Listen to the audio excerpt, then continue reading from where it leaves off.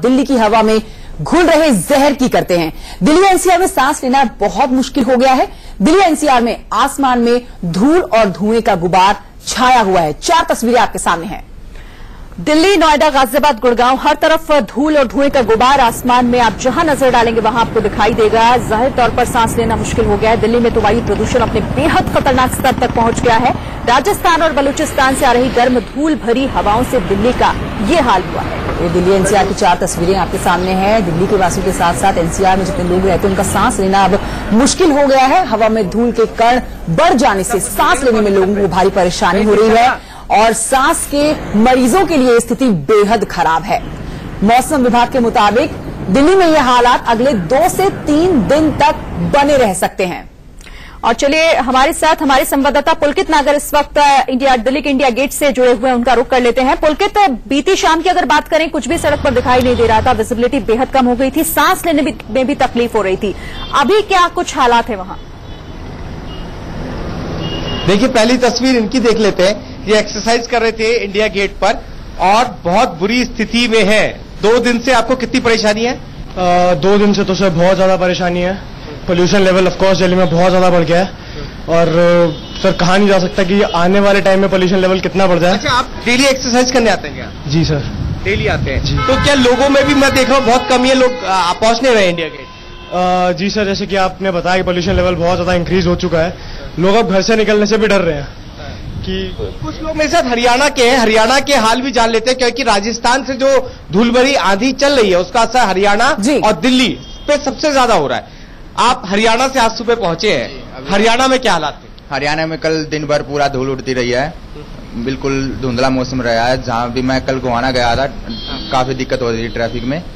तो विजिबिलिटी भी बहुत कम हुई थी क्या उसकी वजह से? बिल्कुल, और बहुत ज्यादा धूल। हाँ बिल्कुल, धूल भरी आंधी थी। जी पुलकित जी, तो पुलकित शिरीन लोगों से बात कर रहे हैं और बता रहे हैं कि किस तरह से लोग परेशान हैं और 2 से 3 दिन तक ये समस्या दिल्ली एनसीआर में बनी रहने वाली है। बिल्कुल कंचन, और मैं आपको बताऊं कि अभी थोड़ी देर पहले मैं भी नोएडा के एक एरिया में गई थी और वहां पर सांस लेना मेरे लिए भी मुश्किल हो रहा था। वहां से एक मेरी रिपोर्ट देखी।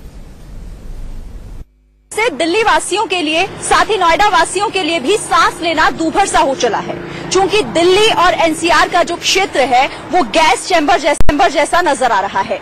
वजह है कि आसमान में या फिर आसपास के इलाके में नजर उठाकर आप जहां भी देखेंगे आपको या तो धूल या फिर धुएं का गुबार सा नजर आएगा। ऐसा लग रहा है जैसे मानो कोहरा सा छाया हुआ है। इस वक्त हम नोएडा में मौजूद हैं और आप तस्वीरें देख सकते हैं सड़कों पर कि किस तरह से धुएं का जो गुबार है वो दिखाई दे रहा है। हालांकि बीती शाम की अगर हम बात करें कल की, तो ये स्थिति और भी ज्यादा यहाँ पर खराब हो चली थी, क्योंकि विजिबिलिटी सड़कों पर बेहद कम हो गई थी। और प्रदूषण का अगर हम लेवल बताएं तो वो भी बहुत खतरनाक स्थिति में पहुंच गया है। PM 2.5 अपने खतरनाक स्तर पर है। अपने जो नॉर्मल PM 2.5 का जो लेवल होता है उससे 5 से 7 गुना तक अधिक हो चला है। तो आप इसी बात से समझ सकते हैं कि स्थिति कितनी भयावह हो चुकी है दिल्ली और एनसीआर के क्षेत्र की।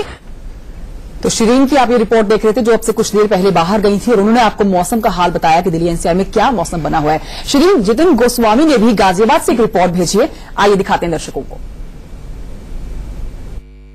दिल्ली एनसीआर और आसपास के इलाकों में सांस लेना मुश्किल हो गया है। जी हां, पिछले दिनों लगातार चली धूल भरी आंधी ने एक परेशानी खड़ी कर दी है। वो परेशानी ये है कि जो धूल के कण हैं उनकी मात्रा फिजाओं में बहुत ज्यादा बढ़ गई है। इस वक्त हम गाजियाबाद में मौजूद हैं और राजनगर एक्सटेंशन के तरफ जाने वाले रास्ते की आपको तस्वीरें दिखा रहे हैं। आप तस्वीरों को देखकर बखूबी समझ जाएंगे कि हम किसकी बात कर रहे हैं। एक धुंधलेपन का एहसास आपको यहाँ पर होगा।